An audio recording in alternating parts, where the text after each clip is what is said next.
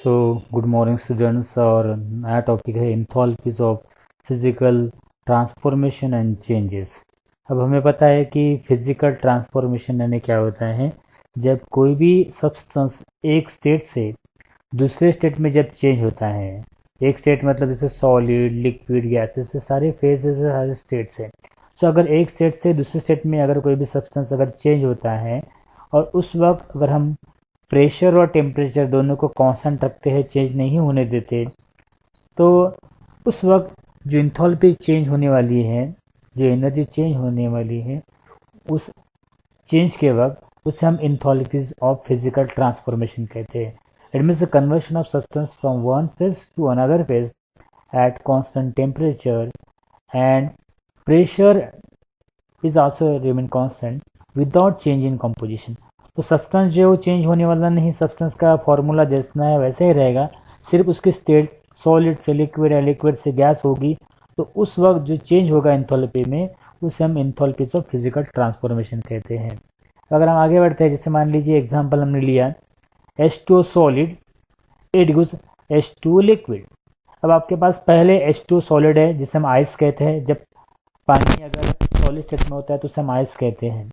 अब इस प्रोसेस में वाटर सॉलिड स्टेट में है, मतलब आइस फॉर्म में है, और वो मेल्ट हो रहा है। मेल्ट होने के बाद आपको H2O लिक्विड मिल रहा है, लिक्विड स्टेट में मिल रहा है। इस जो चेंज हो रहा है इंथॉल्पी में, डेल्टा एच की वैल्यू आपको दिख रही है, वो है प्लस 6.01 किलो जूल पर मोल एट 0 डिग्री सेंटीग्रेड। तो यहाँ पे आपके पास पहले सॉलिड था, मेल्ट होके वो लिक्विड बन गया है।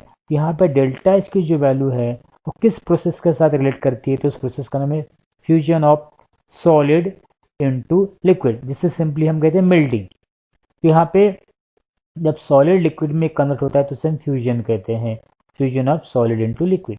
मतलब यहाँ पे इंथॉल्पी जो इंथॉल्पी फ्यूजन के साथ, फ्यूजन इस रिएक्शन के साथ रिलेट कर रही है। फ्यूजन मतलब जो सॉलिड लिक्विड में कन्वर्ट होता है। इसका मतलब इस इंथॉल्पी को हम जो कहेंगे उसे हम कहेंगे enthalpy of fusion. Enthalpy of fusion क्यों? क्योंकि यहाँ पे किसी सॉलिड का लिक्विड में जब कन्वर्शन हो रहा है तो उसे हमने फ्यूजन कहा। तो उस फ्यूजन के साथ जो इंथॉल्पी रिलेट कर रही है उस इंथॉल्पी को हमने इंथॉल्पी ऑफ फ्यूजन कहा। Delta H F U S for fusion. तो क्या है इंथॉल्पी ऑफ फ्यूजन? सो ये चेंज इन इंथॉल्पी है। कब? जब 1 मोल ऑफ कोई सॉलिड लिक्विड में कन्वर्ट होता है, उस वक्त टेम्परेचर और प्रेशर दोनों कांस्टेंट होते हैं। तो उस चेंज इन इंथॉल्पी को इंथॉल्पी ऑफ फ्यूजन कहते हैं। So it is defined as the change in enthalpy when 1 mole of solid it is convert into liquid without change in temperature, या आप कहेंगे at constant temperature and pressure. So it's a change in enthalpy when 1 mole of solid converted into liquid, उसे हमने कहा enthalpy of fusion। तो यहाँ पे हमें याद रखना है, कोई भी सॉलिड अगर लिक्विड में कन्वर्ट होगा तो लिक्विड में कन्वर्ट होते वक्त जो इंथॉल्पी चेंज होगी उस इंथॉल्पी को इंथॉल्पी ऑफ फ्यूजन कहेंगे। मतलब इंथॉल्पी फ्यूजन के साथ रिलेट होती है, डेल्टा एच फ्यूज। उसके बाद ये एग्जांपल सेकंड, H2 लिक्विड और अब वो H2 गैस में कन्वर्ट हो रहा है। आपके पास H2 लिक्विड फॉर्म में है, पानी आपके पास है, और पानी अब उबलने के बाद वो गैस फॉर्म में यानी वेपर में कन्वर्ट हो रहा है। अब यहाँ पे क्या हो रहा है, पानी को आपने उबाला, आपने बॉयल किया, और बॉयल करने के बाद वो गैस स्टेट में कन्वर्ट हो रहा है। It means here the delta H is found to be plus 40 kilojoule पर मोल at 100 डिग्री सेंटीग्रेड। यहाँ पे आपको पानी को बॉयल करना पड़ता है, तब जाके वो वेपर स्टेट में यानी गैस स्टेट में कन्वर्ट होता है। यहाँ पे वाटर का क्या हो रहा है, वेपराइजेशन हो रहा है, vaporisation of liquid into vapour. मतलब यहाँ पे डेल्टा एच जिस प्रोसेस के साथ रिलेट कर रही है उस प्रोसेस का नाम है vaporisation of liquid into vapour. मतलब इस इंथॉल्पी को हम इंथॉल्पी ऑफ वेपराइजेशन कहेंगे। क्यों? क्योंकि प्रोसेस का नाम वेपराइजेशन है, तो इसका नाम होगा इंथॉल्पी ऑफ वेपराइजेशन। क्या है इंथॉल्पी ऑफ वेपराइजेशन? तो ये फिर से चेंज इन इंथॉल्पी होगा।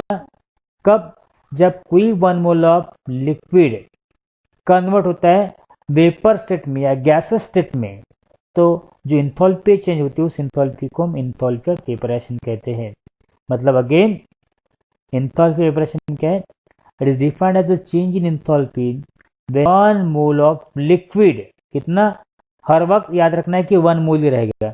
1 mole of liquid is converted into vapour at constant temperature and pressure, या without change in temperature and at constant pressure is called as enthalpy of vaporisation. तो जब भी कोई लिक्विड वेपर में convert होगा तो vapour में कन्वर्ट होते वक्त जो एंथैल्पी चेंज होगी उस एंथैल्पी को हम एंथैल्पी ऑफ वेपरेशन कहने वाले हैं। तो ये है दो प्रोसेस, एंथैल्पी ऑफ फ्यूजन और एंथैल्पी ऑफ वेपरेशन।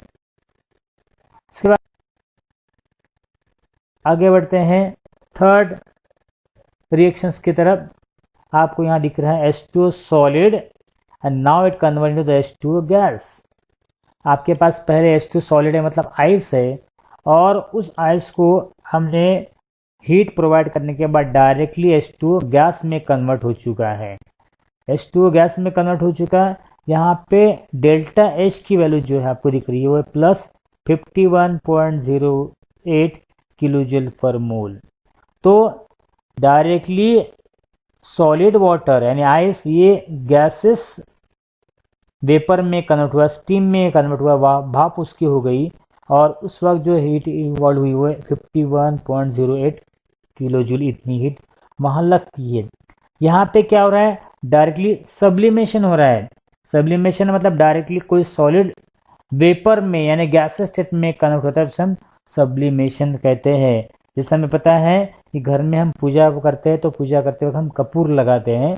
कपूर ये सॉलिड होता है, और जैसे ही उसे हम माचिस की कड़ी लगाते हैं तो लगाने के बाद कपूर जल के डायरेक्टली वेपर में कन्वर्ट होता है, गैस स्टेट में कन्वर्ट होता है। सब्लिमेशन ऑफ कैम्फर जो होता है कपूर वाला केस, सॉलिड डायरेक्टली वेपर में कन्वर्ट होता है, तो इस प्रोसेस का नाम है सब्लिमेशन। तो यहाँ पे डेल्टा एस की वैल्यू जो रहेगी वो sublimation of solid into vapour. Sublimation मतलब जब कोई सॉलिड डायरेक्टली वेपर में कन्वर्ट होता है उसे हम सब्लिमेशन कहते हैं। तो यहाँ पे डेल्टा एस की वैल्यू जो हमें दिख रही है प्लस 51.08, ये एंथैल्पी की वैल्यू है, लेकिन कौन से रिएक्शंस की, तो रिएक्शन का नाम है सब्लिमेशन। इसलिए यहाँ पे डेल्टा एस को हम कहेंगे एंथैल्पी ऑफ सब्लिमेशन। क्या है, अगेन चेंज इन एंथैल्पी। कब, जब 1 मोल ऑफ कोई सॉलिड डायरेक्टली कन्वर्ट होता है वेपर में, फिर से टेम्परेचर और प्रेशर दोनों कांस्टेंट रहेंगे, उसे हम एंथैल्पी ऑफ सब्लिमेशन या हीट ऑफ सब्लिमेशन भी कह सकते हैं। So it's defined as the change in enthalpy when 1 mole of solid is directly converted into vapor without change in temperature and at constant temperature and pressure. So it is defined as the change in enthalpy when 1 mole of solid is directly converted into vapor at constant temperature and pressure is called the heat of sublimation.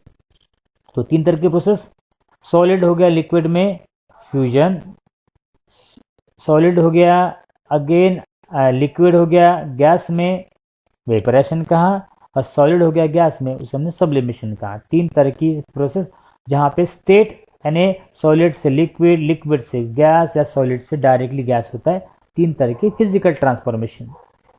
आगे वाला example जहाँ पे आपको दिख रहा है sodium gas state में, sodium metal है, वो गैस स्टेट में उसे हमने कन्वर्ट किया, और कन्वर्ट करने के बाद सोडियम ने अपना एक इलेक्ट्रॉन लॉस कर लिया, इलेक्ट्रॉन उसके पास से लॉस हो गया, उसने डोनेट किया, और डोनेट करने के बाद आपके पास आया Na positive.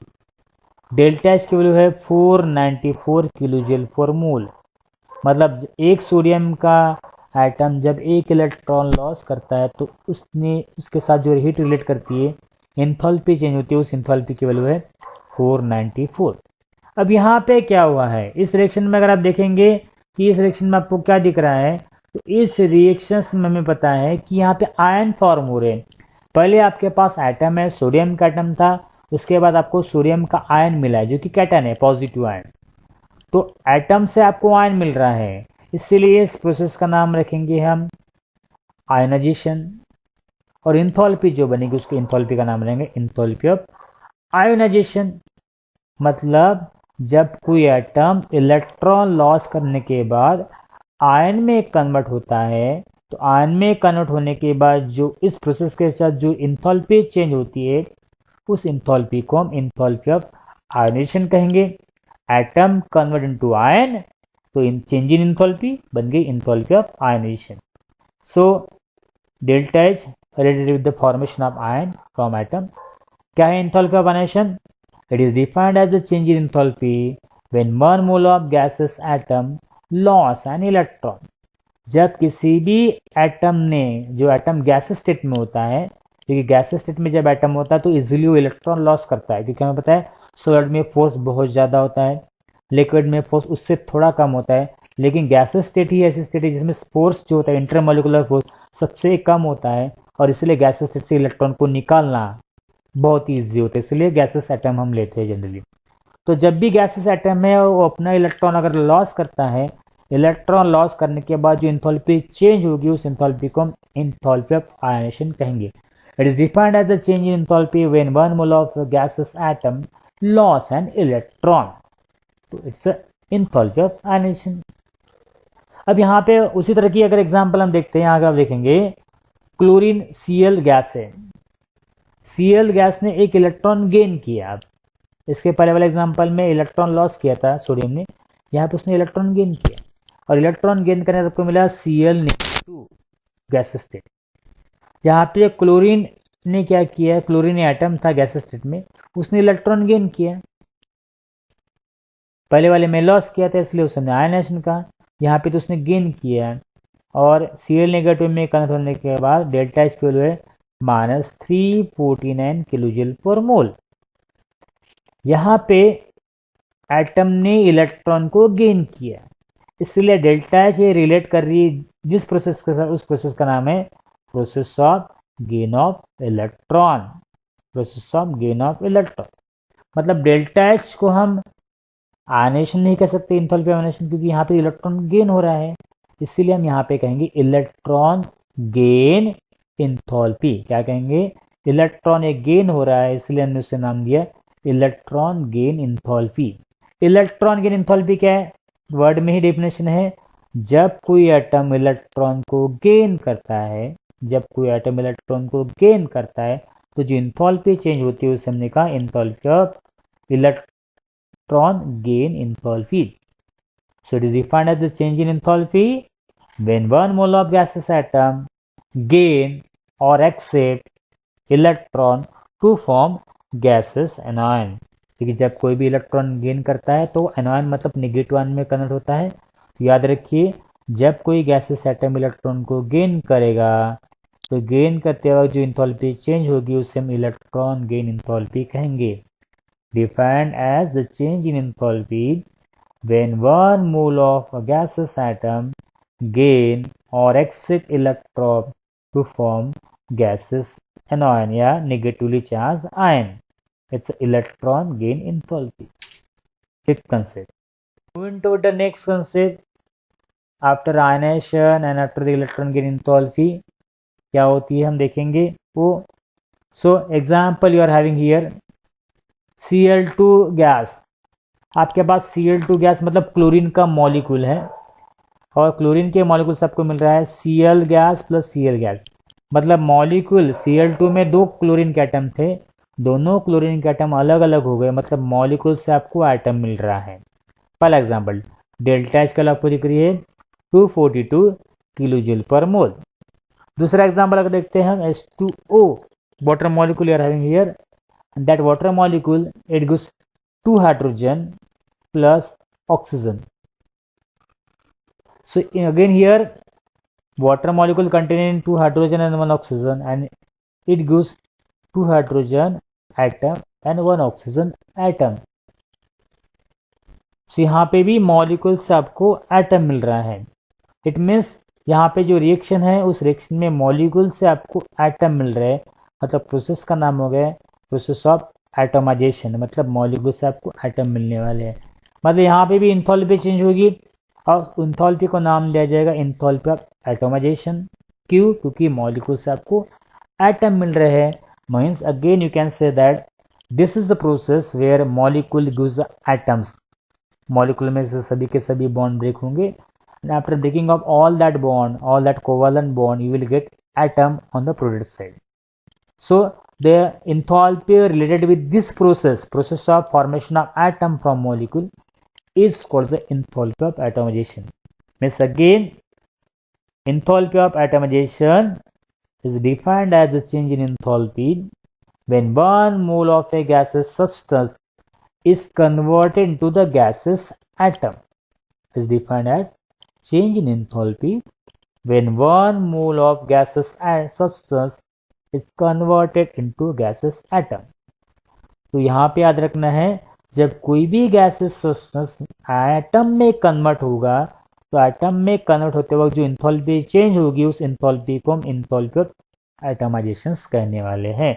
Delta H atom, जो भी प्रीफिक्स रहेगा उसे आपको यूज करना है एज ए सबस्क्रिप्ट। तो इट्स इंथॉल्पी ऑफ एटमाइजेशन। इस रिएक्शन में अगर आप देखते हैं NaCl सॉलिड, सॉल्ट नमक जो होता है, उस नमक को आपने वाटर में H2O जो कि लिक्विड स्टेट में था उसमें आपने डिसॉल्व किया, सॉल्ट को पानी में डिसॉल्व किया, आपको मिलेगा solution of sodium chloride in water. किसी भी सब्सटेंस को आप पानी में डिसॉल्व करेंगे तो आपको सोल्यूशन मिलता है। जैसे आपने शुगर लेते हैं, हम शुगर का वाटर में डिसॉल्व किया तो will get solution, that solution is of sugar in water. Salt को डिसॉल्व किया तो आपको मिलेगा solution of salt in water. अब इस एग्जांपल में सोडियम क्लोराइड को वाटर में डिसॉल्व करने तो आपको मिला सोडियम क्लोराइड का सोल्यूशन, डेल्टा एच की वैल्यू है 4 kJ/mol। मतलब यहाँ पे जो रिएक्शन है, जो प्रोसेस, उसका नाम है फॉर्मेशन ऑफ सोल्यूशन। यहाँ पे आपको सोल्यूशन मिल रहा है जब कोई भी सब्सटेंस को हम सॉल्वेंट में डिसॉल्व करते हैं। वाटर है सॉल्वेंट है, बाकी सॉल्वेंट आपको पता है अल्कोहल, ईथर, एसीटोन, ये सभी सॉल्वेंट ही है। तो जब किसी सब्सटेंस को सॉल्वेंट में डिसॉल्व करते हैं तो आपको सोल्यूशन मिलता है, और सोल्यूशन मिलता है और जो एंथैल्पी चेंज होगी, जैसे यहाँ पे 4 kJ/mol चेंज हुई है, तो इस एंथैल्पी को हम कहेंगे एंथैल्पी ऑफ सोल्यूशन। देखिए यहाँ पे सोल्यूशन मिलने के बाद आपको एंथैल्पी चेंज होती नजर आ रही है, तो इस एंथैल्पी को हम कहेंगे एंथैल्पी ऑफ सोल्यूशन। तो एंथैल्पी ऑफ सोल्यूशन क्या है? जब किसी सब्सटेंस को, सब्सटेंस कितना है फिर से 1 मोल, किसी 1 मोल सब्सटेंस को जब हम किसी सॉलिड में डिसॉल्व करते हैं, वो भी स्पेसिफिक अमाउंट, गिना हुआ अमाउंट रहेगा, जब डिसॉल्व करते हैं तो डिसॉल्व करने से आपको सोल्यूशन मिलता है, और जो एंथैल्पी चेंज होती है उसे हम कहते हैं enthalpy of solution. So delta H solution SOL, so it is defined as the change in enthalpy when 1 mole of substance is dissolved in specific amount of solvent। क्या है? ये एंथैल्पी चेंज हो रही है जब 1 मोल सब्सटेंस को हम किसी स्पेसिफिक अमाउंट के सॉल्वेंट में, गिनी हुई अमाउंट के सॉल्वेंट में हम डिसॉल्व करते हैं, तो हम कहते हैं एंथैल्पी ऑफ सॉल्यूशन। मतलब नाम में ही डेफिनेशन छुपी हुई है, ये हमें याद रखना है। सब्सटेंस को डिसॉल्व किया सॉल्वेंट में, बन गई एंथैल्पी ऑफ सॉल्यूशन। इस तरह से आगे एंथैल्पी ऑफ सॉल्यूशन के बाद ये हमने एग्जांपल लिया।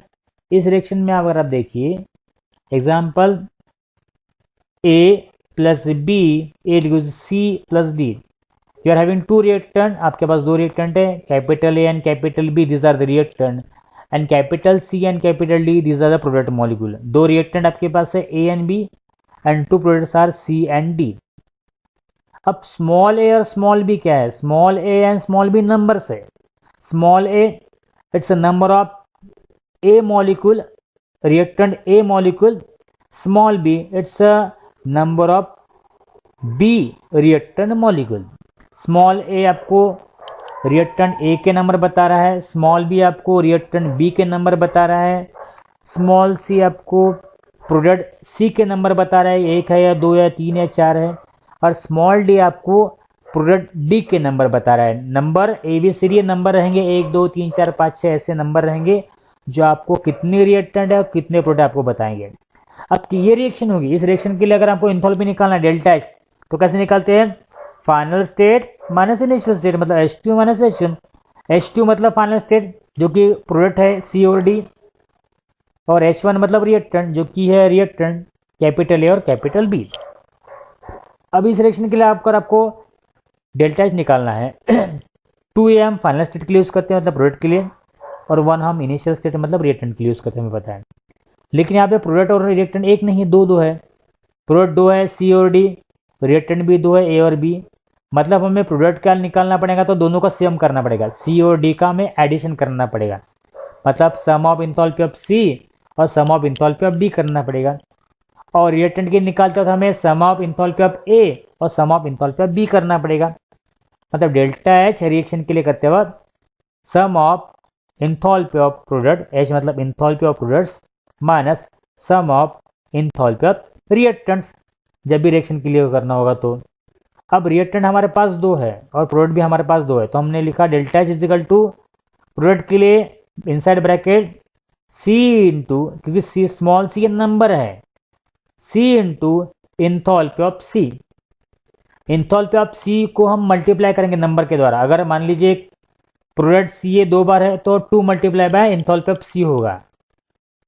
3 अगर रहता तो 3 मल्टीप्लाई बाय इंथैल्पी ऑफ सी करेंगे हम, plus D into enthalpy of D. तो इंथैल्पी ऑफ सी को उसके नंबर के द्वारा मल्टीप्लाई किया गया, इंथैल्पी ऑफ डी को उसके नंबर के द्वारा मल्टीप्लाई किया गया। स्मॉल सी और स्मॉल डी ये नंबर है, कंप्लीट ब्रैकेट माइनस अब रिएक्टेंट के value in another bracket reactant small A जो कि नंबर है into enthalpy of A plus small B into enthalpy of B. तो इस तरह से हमने एक ब्रैकेट में प्रोडक्ट, पहले वाले ब्रैकेट में प्रोडक्ट के नंबर इंथैल्पी उनको उनके नंबर के द्वारा मल्टीप्लाई किया, फिर बीच में माइनस साइन, और उसके बाद सेकंड ब्रैकेट में हमने रिएक्टेंट के वैल्यू लिखी इंथैल्पी ऑफ रिएक्टेंट ए और इंथैल्पी ऑफ रिएक्टेंट बी, और उनको मल्टीप्लाई किया उनके नंबर के द्वारा, स्मॉल ए और small B number. Delta H क्या है? इंथैल्पी ऑफ केमिकल रिएक्शन है। ये कैसे निकाला हमने? यहाँ पे हमने इंथैल्पी ऑफ प्रोडक्ट और इंथैल्पी ऑफ रिएक्टेंट का हमने क्या किया, यहाँ पे डिफरेंस निकाला है। तो अगर इंथैल्पी ऑफ केमिकल रिएक्शन को हमने डिफाइन करना है तो क्या होगा? Enthalpy of chemical reaction is the difference between sum of enthalpy of product and that of the reactant molecule. तो इंथैल्पी ऑफ केमिकल रिएक्शन का एक्चुअली डिफरेंस है, प्रोडक्ट का सम करना पड़ता है माइनस रिएक्टेंट का सम करना पड़ता है, इनके बीच के डिफरेंस को हम इंथैल्पी ऑफ केमिकल रिएक्शंस कहते हैं। तो इस तरह से enthalpy of chemical reaction is difference between sum of enthalpies of product and that of the reactants. तो इस तरह से आपको रिएक्टेंट और प्रोडक्ट के बीच का इंथैल्पी का डिफरेंस आपको मिला है, जिसे हमने इंथैल्पी ऑफ केमिकल रिएक्शंस कहा। तो यह इंथैल्पी ऑफ केमिकल रिएक्शन। अब अगर हम एक्सोथर्मिक रिएक्शंस की बात करेंगे तो डेल्टा एच अगर कैलकुलेट करेंगे तो एक्सोथर्मिक रिएक्शन जहाँ पे हीट इवॉल्व होती है, जैसे कोयला जला हीट इवॉल्व हुई, पेट्रोल और डीजल जला हीट इवॉल्व हुई, तो डेल्टा एच कैल आपको कभी भी निगेटिव मिलेगी। जब डेल्टा एच कैल निगेटिव मिलती है तो इसका मतलब जो हमने अभी इक्वेशन लिखा ऊपर में, तो हमें याद रखना है सम ऑफ इंथैल्पी ऑफ प्रोडक्ट ये कैसे रहेगी, ये कम रहेगी, और इंथैल्पी ऑफ रिएक्टेंट ये ज़्यादा रहेगी। जब रिएक्टेंट की वैल्यू ज़्यादा रहेगी और प्रोडक्ट की वैल्यू कम रहेगी, रिएक्टेंट की ज़्यादा प्रोडक्ट की कम, तब डेल्टा एच वैल्यू निगेटिव ही आने वाली है। तो यहाँ पे याद रखना है एक्सोथर्मिक में heat will be evolve. Heat क्या होती है? बाहर छोड़ी जाती है, लिबरेट होती है। कोई भी कंपाउंड जब जलता है तो हीट लिबरेट होती है, तो एक्सोथर्मिक रिएक्शन का एग्जांपल है। और डेल्टा एच की वैल्यू ये निगेटिव आएगी जब रिएक्टेंट की इंथैल्पी की वैल्यू ज़्यादा, प्रोडक्ट की इंथैल्पी की वैल्यू कम रहेगी। लेकिन उससे अगर उल्टा होता है तो उसे हम एंडोथर्मिक रिएक्शंस कहते हैं। एंडोथर्मिक रिएक्शंस के लिए डेल्टा एच की वैल्यू कभी पॉजिटिव इसलिए आती है क्योंकि इंथैल्पी ऑफ प्रोडक्ट ये वैल्यू ज़्यादा होती है, प्रोडक्ट साइड वाली वैल्यू ज़्यादा होती है और रिएक्टेंट साइड वाली वैल्यू कम रहेगी। इसलिए प्रोडक्ट माइनस रिएक्टेंट जब करेंगे तो आपको वैल्यू पॉजिटिव मिलेगी, डेल्टा एच की वैल्यू पॉजिटिव आती है। तो हीट यहाँ पे क्या होती है? गेन होती है, हीट गेन होती है, एक्सेप्ट की जाती है, इसीलिए डेल्टा एच की वैल्यू को कभी भी पॉजिटिव मिलेगी। तो याद रखिए एक्सोथर्मिक के लिए वैल्यू निगेटिव क्योंकि रिएक्टेंट की वैल्यू ज़्यादा होती है, प्रोडक्ट की वैल्यू कम होती है, और एंडोथर्मिक के लिए डेल्टा एच की वैल्यू पॉजिटिव होती है क्योंकि प्रोडक्ट की वैल्यू ज़्यादा होती है और रिएक्टेंट की वैल्यू कम होती है। ये दो तरह के रिएक्शन जो जनरली हम केमिकल रिएक्शन में स्टडी करते हैं। आगे बढ़ते हैं, इस एग्जाम्पल को लेते हैं। हमने इससे पहले लिया था A plus B to C plus B. A और बी रिएक्टेंट है और सी और डी प्रोडक्ट है। अब मान लीजिए सभी के सभी रिएक्टेंट और सभी के सभी प्रोडक्ट अगर स्टैंडर्ड सेट में है तो क्या होगा? They are in the standard state. अब स्टैंडर्ड सेट का मतलब क्या है? अगर वो गैस है तो प्रेशर 1 एटमॉस्फेयर,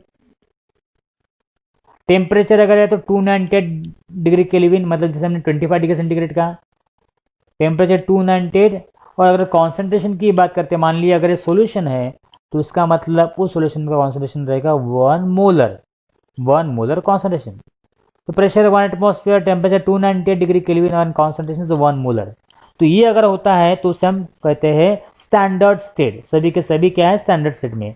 मान लीजिए सभी रिएक्टेंट और सभी प्रोडक्ट स्टैंडर्ड स्टेट में अगर है तो डेल्टा एच को निकालता है तो वही हम H2 - H1 के द्वारा निकालते हैं।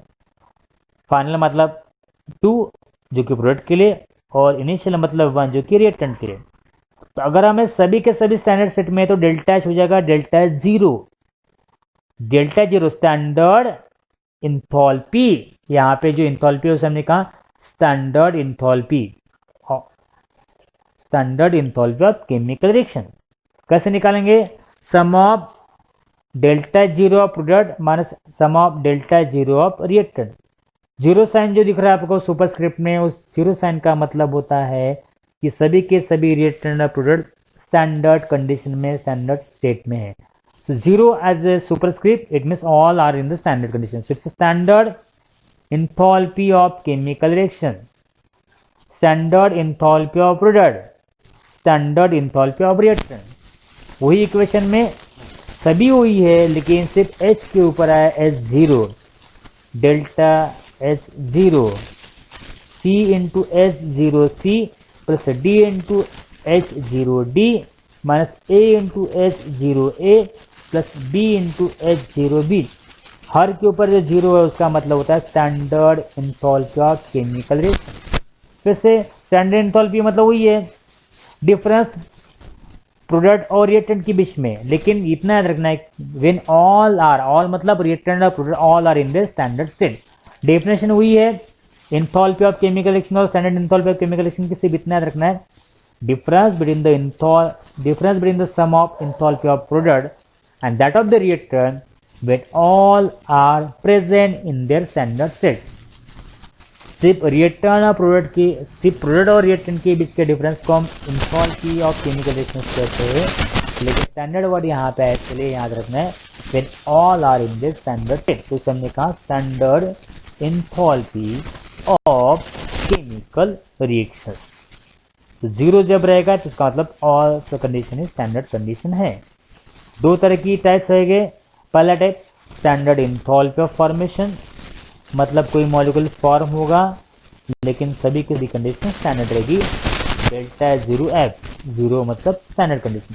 दूसरा standard enthalpy of combustion, delta zero C, combustion मतलब जब कोई कंपाउंड जलने वाला है। तो दो तरह की रिएक्शन यहाँ पे हमें देखना है, फॉर्मेशन जब कोई मॉलिक्यूल बनेगा और कंबशन जब कोई कंपाउंड पूरी से जलने वाला है।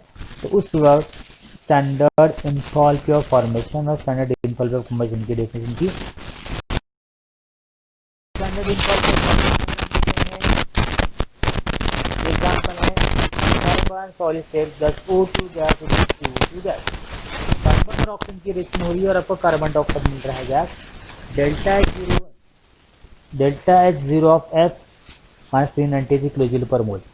तो पहले वाले रिएक्शन में कार्बन डाइऑक्साइड ये फॉर्म हो रहा है और कार्बन डाइऑक्साइड फॉर्म होने के बाद सभी के सभी कार्बन ऑक्सीजन सभी के सभी स्टैंडर्ड स्टेट में है। जैसे हमने कहा 1 atmosphere pressure, 290 degree kelvin temperature, और अगर कोई कॉन्सेंट्रेशन है सॉल्यूशन का तो 1 मोलर रहेगा। सभी के सभी स्टैंडर्ड में है।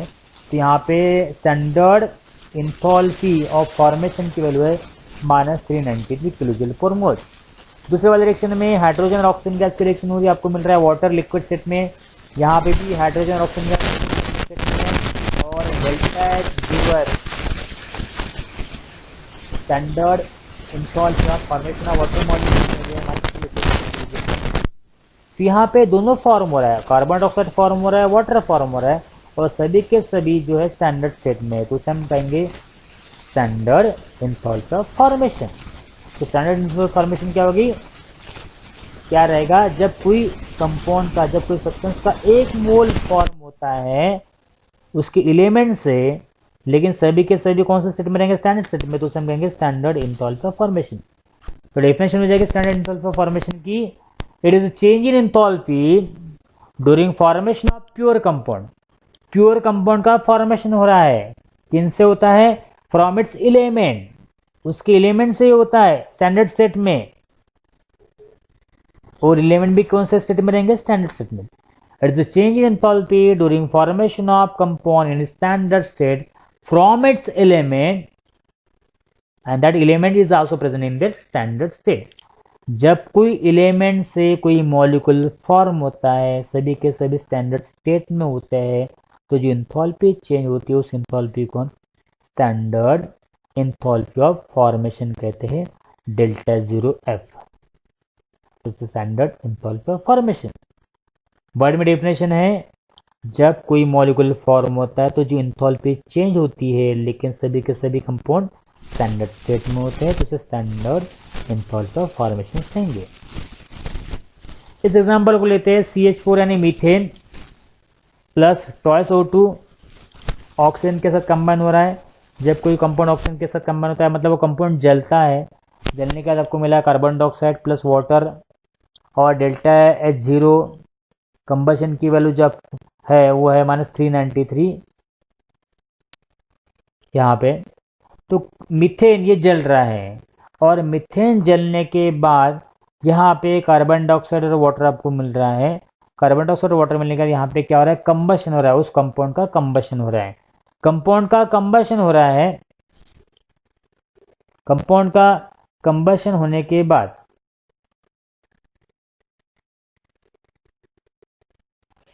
तो मीथेन ऑक्सीजन के साथ जलने के बाद आपको कार्बन डाइऑक्साइड और वाटर मिल रहा है। सेकंड एग्जांपल में हाइड्रोजन और ऑक्सीजन गैस कंबाइन होकर आपको वाटर मिल रहा है। दोनों एग्जांपल में जब भी कोई कंपाउंड ऑक्सीजन के साथ कंबाइन होता है तो उसे हम कंबशन कहते हैं, कंप्लीट ऑक्सीडेशन।